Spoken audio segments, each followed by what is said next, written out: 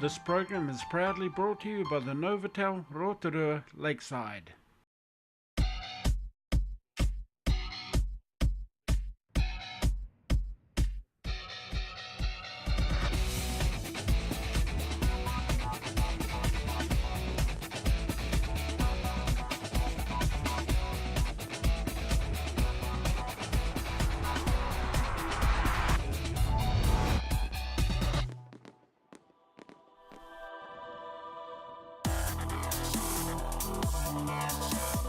In this week's Motor Vegas TV show, we check out some of the highlights from the kick-off to Speedway season at Rotorua's Paradise Valley Fireworks event with race commentator Paul Hickey.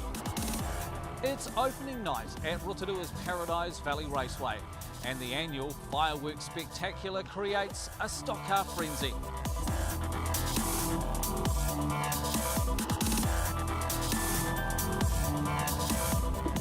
Hi, I'm Paul Hickey. Thanks for joining us. Celebrating Guy Fawkes is one reason for being here, but the real celebration is the start of a brand new Speedway season.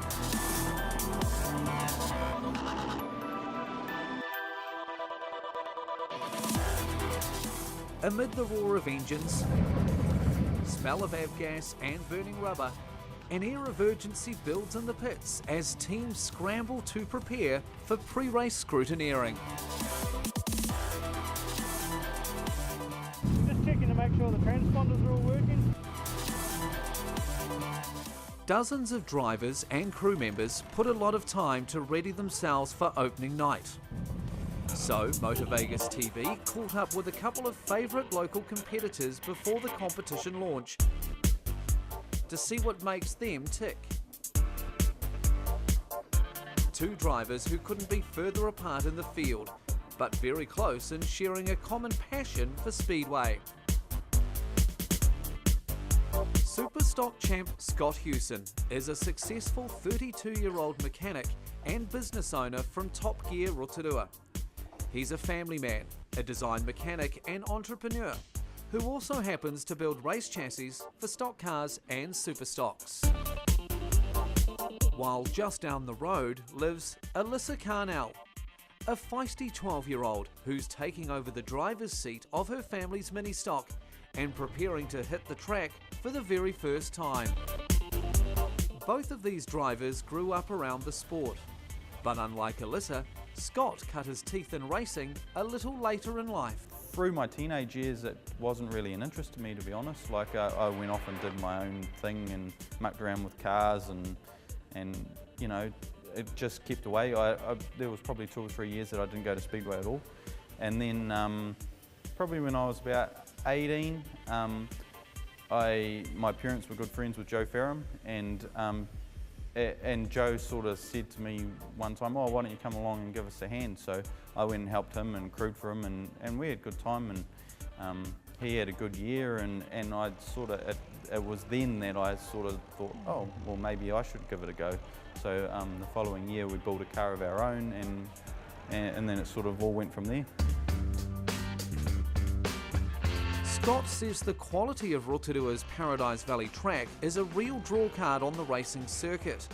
And because the sport's so popular here, there's no shortage of work for him off-season or between races.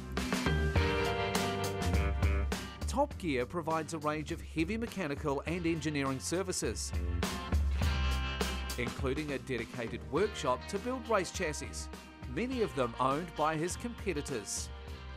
But with all the off-season rebuilds to complete, Scott tries to make sure his superstock gets equal attention during normal business hours. I've actually got a little bit of a new outlook at things this year, because if you're doing 10 hours a day on somebody else's car and then you have to come back after work and do 5 hours on your car, it was becoming a bit of a chore. So I've changed the structure of things, and most of the time we've got 3 or 4 cars here all the time.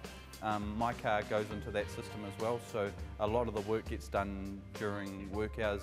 From one seasoned driver who rebuilds cars to one who's just getting to know the mechanics of her controls, Alyssa admits she's hoping luck will be on her side and any pre-race jitters will disappear. Mainly when I go out to race, like I get butterflies in my tummy. I'm like, oh, am I ready? But yeah, and then but then I just think, yeah, there's people watching me. I can do this. I don't want to let them down. I think the best advice you can give someone is just to go out and have fun. Before she goes out for her first meeting, she'll be super nervous, and I guess if she can calm those nerves, then she'll be right, you know.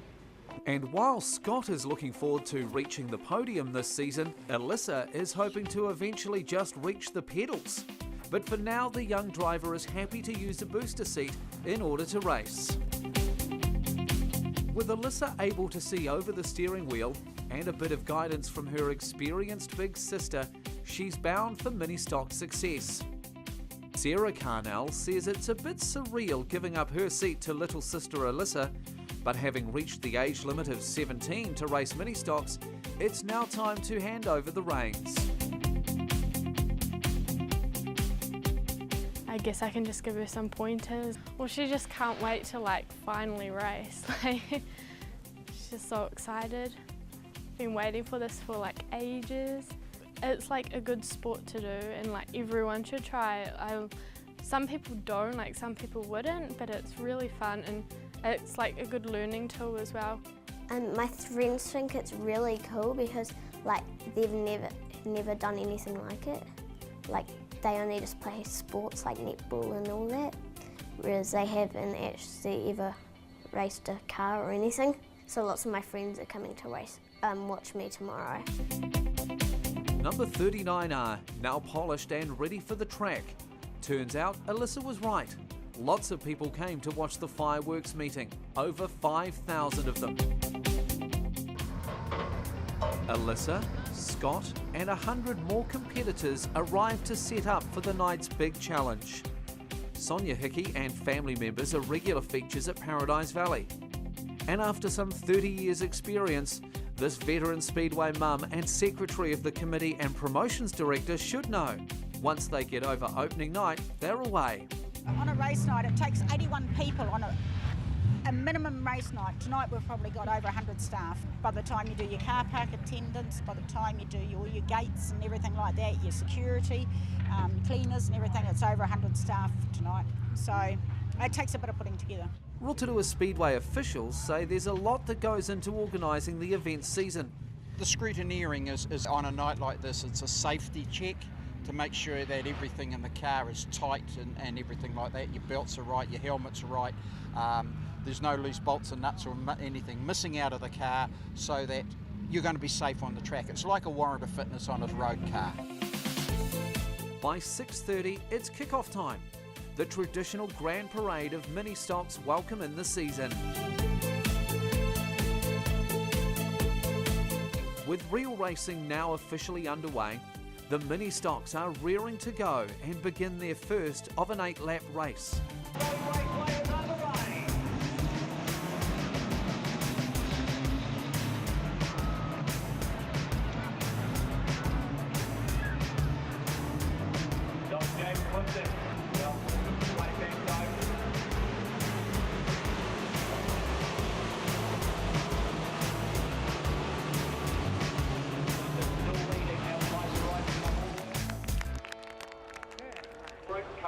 Surrounded by 10 fellow newcomers to her class, Alyssa knew exactly where she was heading behind the wheel of number 39R. Once given the green light, they were off like little champions. The mini-stocks are one of the few non-contact classes in Speedway. Non-contact on purpose anyway, but they do let their presence be felt.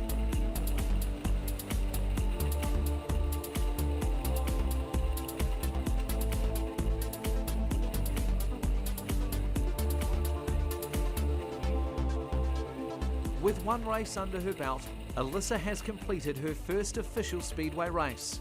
One victory of a lifetime she'll never forget. Next in line, Scott Hewson and the Elite Superstocks grid up to make their entrance.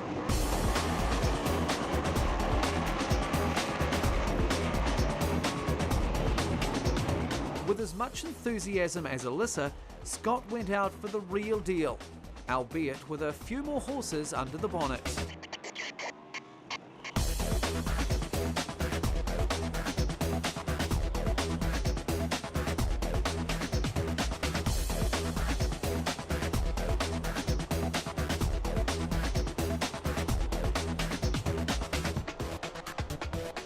Race one of the Superstocks, and Scott manages to claim the checkered flag with a first place win. By now, with the crowds well and truly hooked into the spirit of the fireworks launch, the night becomes electric with Raceway Mania.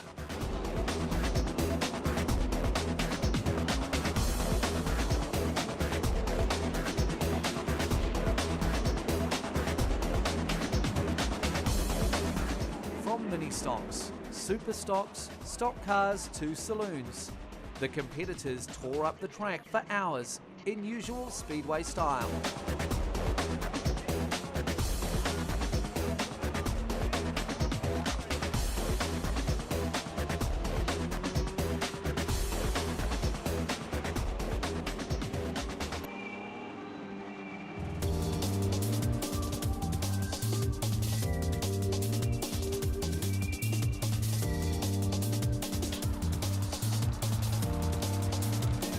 In the end, Alyssa wowed the audience and handled herself like a true champ.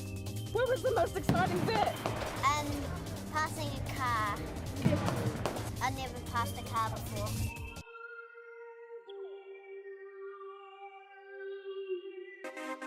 While Scott, in spite of losing a bolt in his throttle linkage, was back in the saddle again where he placed third in the final race. We only put our car together over the last week and so no, it was good. It was a good first night out and all three Superstock races were won by our cars, so that was another bonus, so that's good, yeah. From Superstocks to mini stocks and somewhere in between, this year's fireworks meeting shows great promise for the upcoming Speedway season. Its teams and drivers, young and old, all starting off with a very contagious winning attitude. I'm in the junior group for mini stocks and I won a race. Newly elected Rotorua Mayor Steve Chadwick was there too to bring in the season. I don't know if I light a fuse or I push a big lever down and we start the Guy Fawkes later. So we're all very excited and I've got the family here tonight. So a big night for Rotorua and a big night for the stock cars.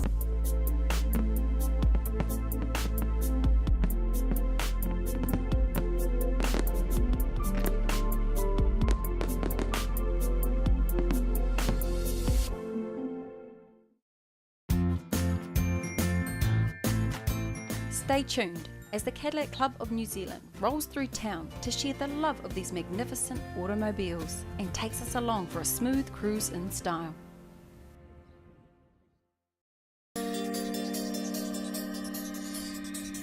The giant lineup of these General Motor Yank tanks put on a dazzling display from coupes, sedans, Sevilles, LaSalles and Eldorados. The event drew a large crowd to come meet a global galactic family of owners gathering here from far and wide. Even a couple of fellow members who made it all the way from Detroit, Michigan, the home of Cadillac itself. Every car that's here was manufactured in Detroit. It's had a long journey because it was brought over in a container and it took a long time to get here, some of them even up to a year or more. They didn't come over in this shape. And then they had to be made to look like this. And then the guys are now so proud to show them to everybody.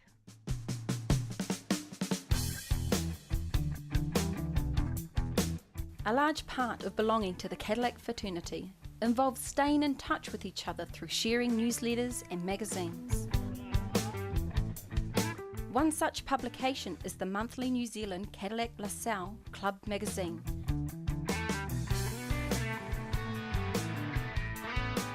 It swooped this year's Young Sanders International Activity Award with fins, an impressive accolade to have bestowed upon its editor, who produced a pretty good read for Cadillac enthusiasts. Magazines are the glue that hold clubs together, and a lot of the magazines contain information that members like to read about fellow members, their cars, and also from time to time members want help in restoring their car or fixing it, or if they have pieces missing, or they just want advice.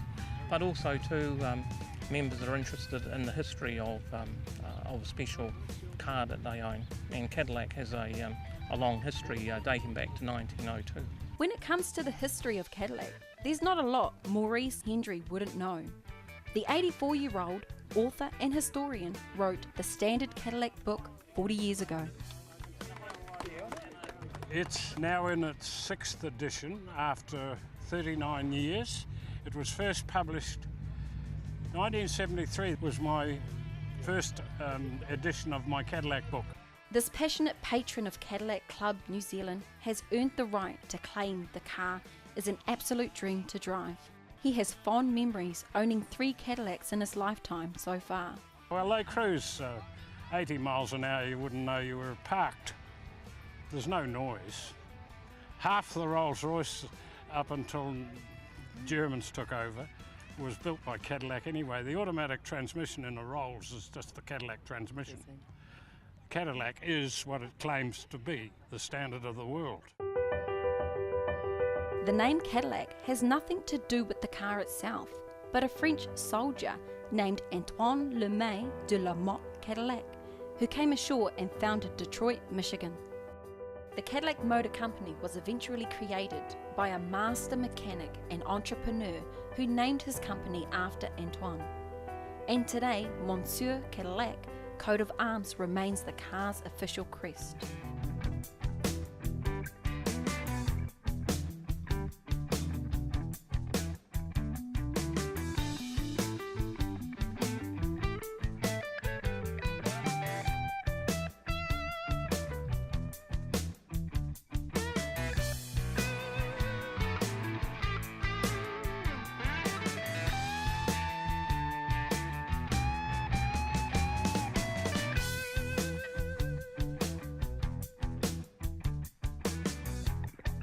Steep in automotive history, the rumble of V8s. Club members turn on the charm to make this anniversary a big hit.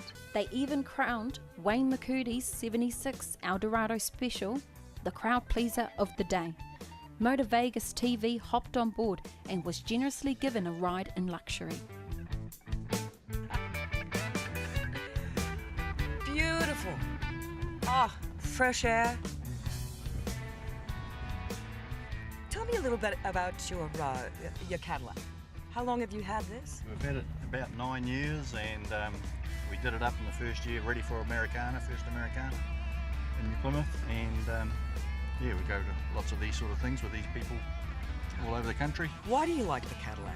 Do a lot of people have this passion for Cadillacs and nothing else? Yeah, well, it's sort of grown on me, but look how many songs have got Cadillac in it, and Cadillac is the one to have, and it's a pretty good club too. It's some nice people.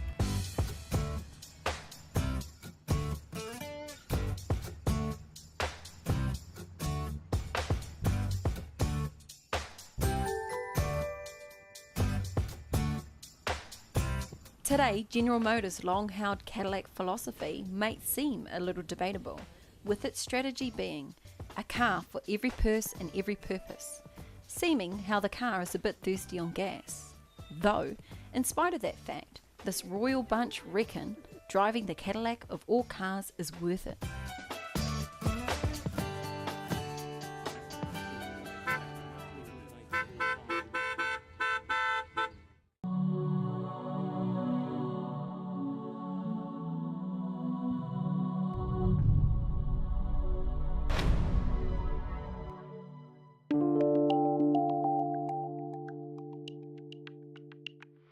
We're looking out over the Kaituna River, standing on what is a magnificent bridge with Wayne Troughton. Wayne, can you let us know a little bit about the project that's on the way? This is part of the Tauranga Eastern Link. The Tauranga Eastern Link runs from the Mount Maunganui at Bay Park Stadium, and it travels through Domain Road Interchange, which is where people get on off the Papamoa and go to Te Puke, and then it travels all the way down to Paengaroa. So, and that's where the Whakatane Rotorua turn-off is. It's 23 kilometres long, and 16 kilometres of that is going to be a toll road when it's finally opened, and the completion date is late 2015 at the moment. It's actually the first bridge that have been constructed to link the western side to the eastern side. The bridge itself is 186 metres long, so it's the longest structure that we've got on the TEL. It's got a steel girder frame. Because we weren't allowed to walk in the actual watercourse of the Kaituna River, we drove to have really long spans, and that meant that it was going to have a steel girder construction, which is just big steel columns and beams, and then we've got a concrete deck on top. It's 2 lanes in each direction with a wire rope barrier down the middle, and then it's got a pedestrian cycleway on the side, which is 3 metres wide. We finished this bridge in July. I think we finally completed it. On the barriers, the concrete barriers on the edges of the bridge, we've put on the inside where the traffic goes, we've put Taniwha's teeth, and that represents the local Taniwha that is in the legends for this area. On the outside of the barriers, we've put in waka, which signify the significance of the Kaituna River, because the Kaituna River was the old state highway for the locals to go and land further, so they used the waka for doing that. And part of the whole of the Tauranga Eastern Link has got a journey theme to it, so that the story of the waka works in that really nicely. And we've also got koru, which represent growth and newness and peace. And also if we've turned one upside down, so it represents a wave as well, because the Kaituna starts at the sea and goes inland. And the Kaituna itself is kai, food, tuna, eels. So the Maori used to use this, and it was like the food basket for the local iwi.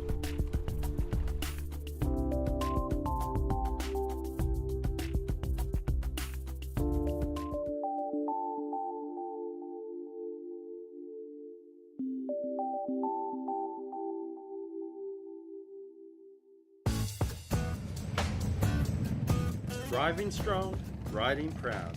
These tough guys don't mess around when it comes to making a grand entrance. 75 staunch bikies roar into town and let Rotorua know they were ready to rumble when it comes to fighting violence against women and children. Known as the White Ribbon Riders, the impressive convoy kicked off its week-long campaign at the village green.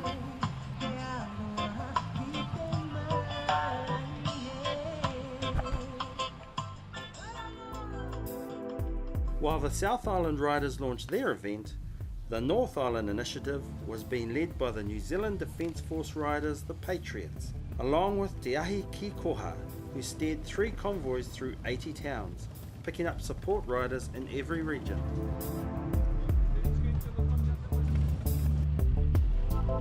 Welcome to those riders that have just joined us here for the launch of the 2013 White Ribbon campaign. As a soldier in the army, I've been serving for 26 years, and our role is to create peace. So being back here in New Zealand, it's of the utmost that families are safe in their own environment, and the campaign this year is based on men travelling around the country, letting people know that violence towards women is not okay, and the big change for this year is the promise, and that is that you promise not to commit, condone or remain silent about violence towards women. This powerful troop of bikers is one good way of getting the point across. I quite like bikes. The bike conjures up a lot of things, leathers, whether it's a Harley or another brand of bike, it just conjures up, these guys are sort of rough and ready to go. But the group that we ride with, we're from all walks of life, and what we're saying is we are standing up saying, hey, it is still cool to be hard and look good, but it's better to be a safe man and be safe with your wife, be safe with your children, and that's what it's about. Veteran soldier Eric Christensen agrees. Now in his 5th year as a White Ribbon Rider, he strongly shares some advice. Don't keep to yourself. Speaking that is okay, but violence is definitely, not an answer to anything. For women or children in an abusive relationship, whether it's mental or physical, living in the secret silence of the problem is deafening. One father recounts the pain his daughter suffered at the hands of her abuser, which ultimately led to her death. In the end, Helen had had enough, and she said, "Bugger this, I'm off." And she told him, and we were jubilant. We danced on the tabletops, we smiled for the first time, and along the tears of joy instead of tears of fear from Helen. But all he was doing was quite coldly and calculatingly working out how to murder her, because in his world, he's the one that made the decisions when the family or if anybody should leave, and it had been taken away from him. To regain his control, he turned around and murdered her. I was naive. I didn't see it coming. I only wish that somebody with more worldly knowledge than I've got actually said to me, "Come on, David, Helen's in a really dangerous situation. You have to do something." But everybody remains silent, and that's the problem. We can't remain silent. Otherwise, there's going to be another Helen. Now working as a clinician in a rehab centre, one rider admits he fell into the vicious cycle of domestic abuse as he had suffered growing up, a common scenario among many. The consequences of those, you start making decisions because of emotional pain, and so then I started getting involved in drug dealing, drug using, gangs. You know, I met my wife. She had 2 boys of her own, and I raised them.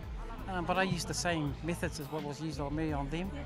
When I started to work in the field as a clinician, I deliberately, decided that I think there's more to contribute to life than just working, which is also about dealing with my own stuff. And so when I did that, I learned then that no matter what people said to me about my history, I was okay.